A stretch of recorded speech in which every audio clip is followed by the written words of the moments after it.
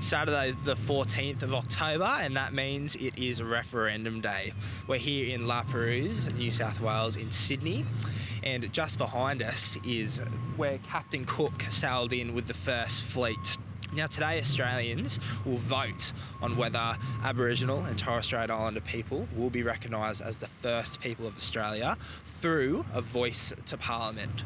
Now the wind is blowing pretty heavily towards a no vote at this stage, but we're going to head to the polling booths and get some insights with Australian people who are pledging their yes or no votes. So it's pretty quiet here at Perouse Public School. Members of the public have been saying there's been a massive morning rush, but right now public members are just trickling in. So the interesting thing about this referendum is we haven't had a national referendum since 1999. Now what that means is no voter under the age of 42 has ever voted in a referendum before.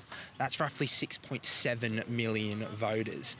Now this isn't like a normal election where you have to number candidates. It's a simple yes or no answer. So given the morning rush and the slow trickle of people now, we're assuming that we're going to see a yes or no result fairly quickly tonight. This referendum will have the most complete electoral roll in history. Well over 17 million Australians are enrolled to vote, and the current estimated Indigenous enrolment rate is at a record high. People put us down, we're taking 10 steps back all the time. So we don't seem like we're getting anywhere, so a lot of people don't care anymore. And so what's the use? And yeah, we just want to be recognised that we are the First Nations people here. It's good to have a voice to say that this is good and this should be taken into notice and all of that. Yeah, I mean, it's an opportunity for a great healing for our country, as well as an opportunity for us to move forward as a country in a really positive way that acknowledges the great wisdom of our First Nations peoples.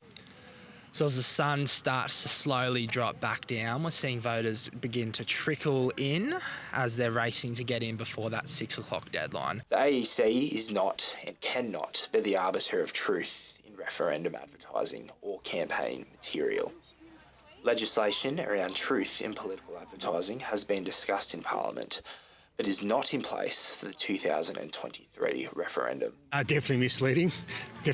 Some of my friends have got the information from TikTok or Facebook, and you try and have a word to them, but I get my information probably an ABC listener, so that's where I get my information through, and just I suppose talking to people, and but yeah, I think the social media aspect's been a bit of a bugger, to be honest. And I think it's up to each individual to